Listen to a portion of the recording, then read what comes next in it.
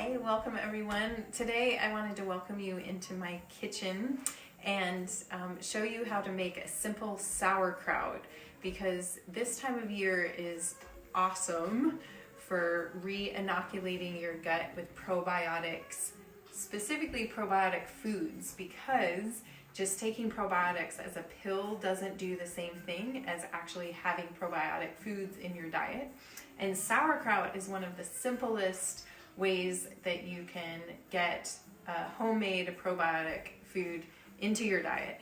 So during this time of us staying at home, perhaps you have some cabbage and you can put together a simple sauerkraut. I'm channeling Nanette Davidson right now, who just did a video recently for the detox that I'm leading of a similar kraut making. So I'm going to basically show you what she did. And so what you'll need is a cabbage. So I'm using red cabbage here, and salt and some water. So with that, I'm gonna grab a spoon real quick here. So I've kind of done this like a little cooking show, so most of the cabbage is already prepped. But this is half of a cabbage that I've cut up in total. A half of a cabbage is what I'm using here. The other half is over there. So I'm slicing it really thin. You can also use like a food processor or something if you wanted to just have it shredded or chopped up really fine. Different consistencies are preferred by different people. So I'm just slicing this into thin little strips, and then I'll break them apart. I think these are just so beautiful. I love the patterns that cabbage makes. So I'm just letting these pieces come apart as I put them in the bowl here. And some of these like more middle sections that are a little harder, I'm gonna slice up in smaller pieces so they'll break down easier. Okay, so exciting. We have been eating a lot of ferments in my house.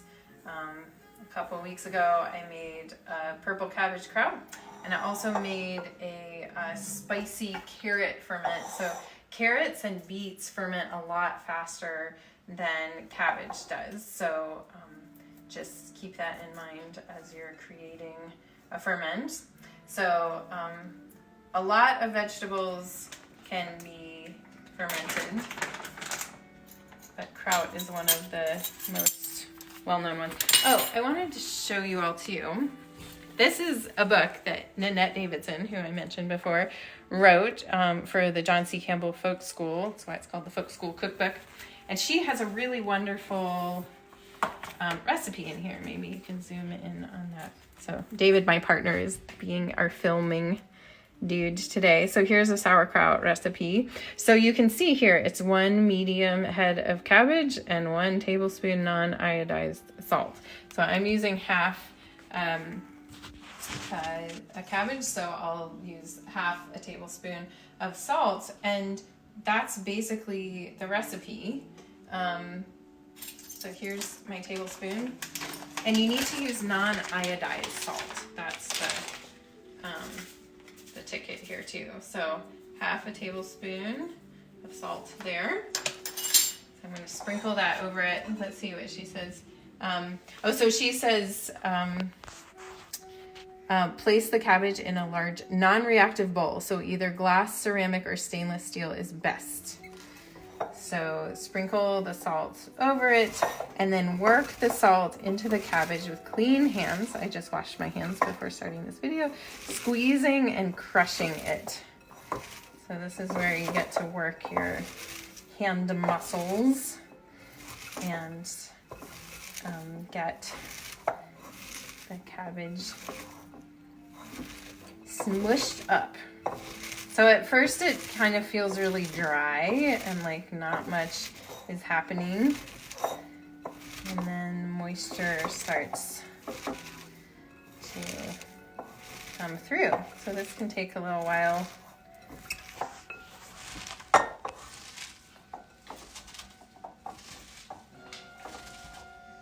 We're listening to a little Miles Davis today.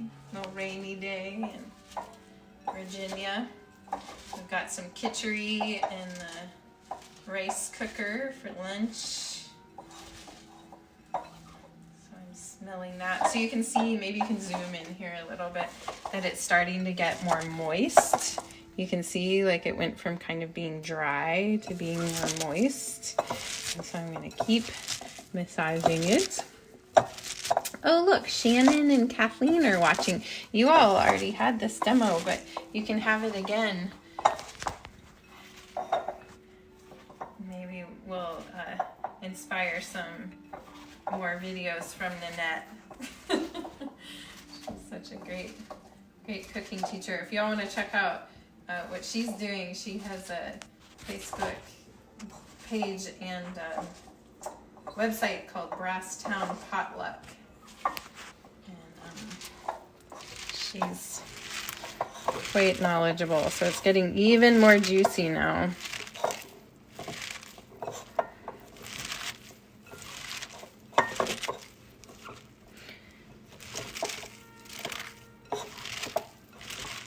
I think part of what makes kraut so wonderful is that there's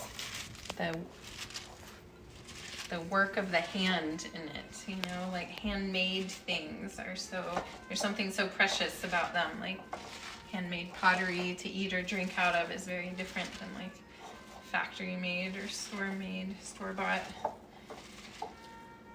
thing. And kraut is like very handmade. You have to have your hand in the process.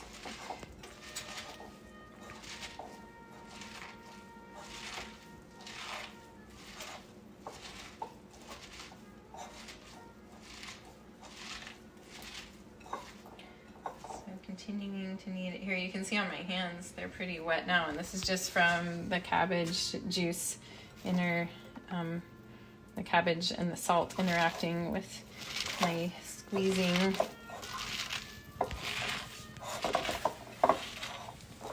There's any juice collecting at the bottom of it.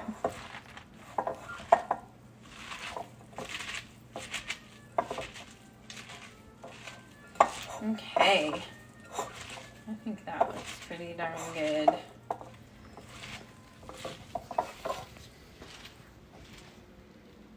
Okay, so in our household, we really like caraway seeds in our kraut. And so I'm gonna clean off my hands here. I'm gonna rinse them off real quick.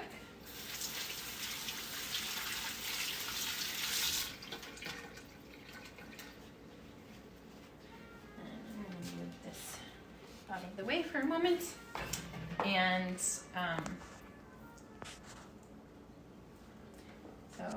going to sprinkle a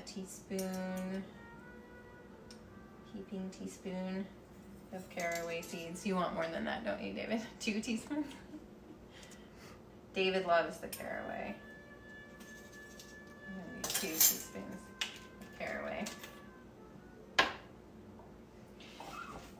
And then I'm gonna smush that in too. So now this is just salt and caraway and cabbage. Yep.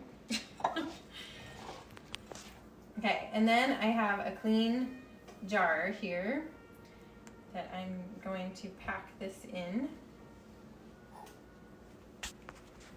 I'm just gonna take it, shove it in there. I like using these wide mouth jars because I can stick my whole hand in there. So I'm gonna take a moment and just press it down, compacting the cabbage. And then put more in.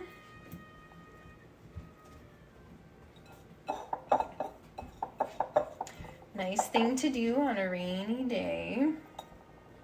So probiotic foods feed the gut microbiome. So if you want to get a little nerdy with me for a moment, the gut microbiome is where we our basic immunity and hormone balance and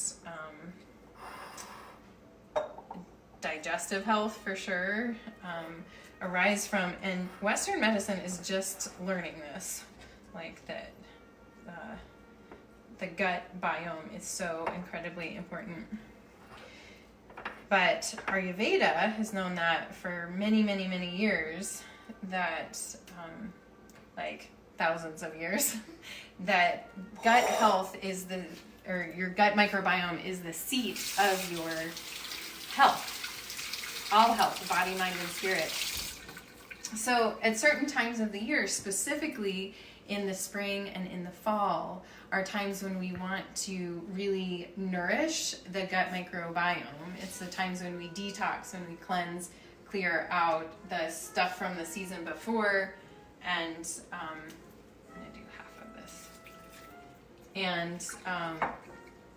and get ready for the coming season. So if you think about seasons in the flow with Ayurveda, the fall and the spring are the joints in the seasons, and we're moving from hot of summer to cold of winter, or from cold of winter to hot of summer. So right now we're moving from the cold into the warmth, and we want to clear out the gunk from the winter, and probiotic foods, fermented foods, are really great for that. So whenever you ferment something, you want liquid covering the top of the ferment. So this is getting kind of juicy in there, you can see, but I'm gonna make a little salt thing here. So I'm gonna do 2 teaspoons in 1 cup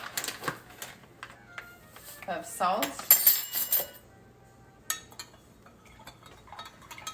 Sorry, 1 cup of water, 2 teaspoons of salt, and 1 cup of water to make a fermenting brine, basically. And then pour this over the top there. I'm going to let it settle down a little bit.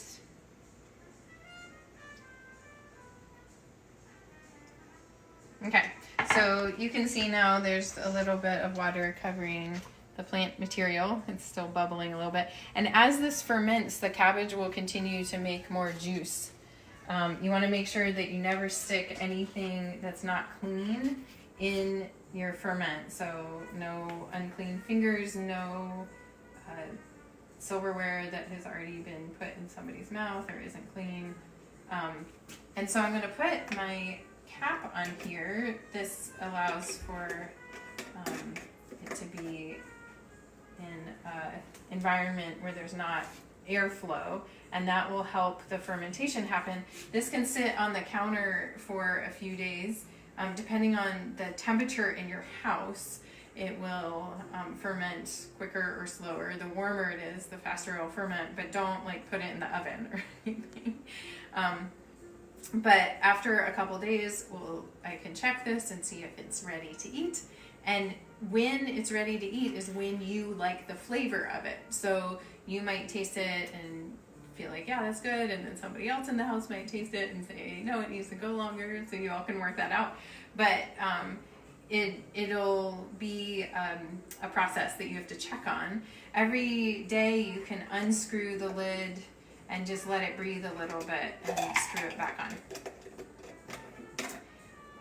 Like so. Once it's reached its perfect fermentation, you can keep it with the cap on and put it in the refrigerator so that it'll keep at that level kind of for a while, like for weeks. I recommend eating like a tablespoon of ferment with each lunch and dinner during your springtime meals. So let me know if you guys have any questions. Anybody watching right now, type in right now if you have any questions. Have any come up? Nobody's asked questions right now. So this is a really simple way to do this. Type your questions in below this video if you're watching it afterwards. And I hope this has been really helpful for you We want to tend to our internal biome so that we can benefit the external biome. And right now, more than ever, we need to boost our immunity. We need to create clarity and ease in our bodies and in our minds. And having homemade ferments is one of the simplest ways that you can support that for you and your family. Thank you all so much for watching. Thanks to David for filming, and I hope you all have a great day. I'll see you back here, same time, same place next Tuesday.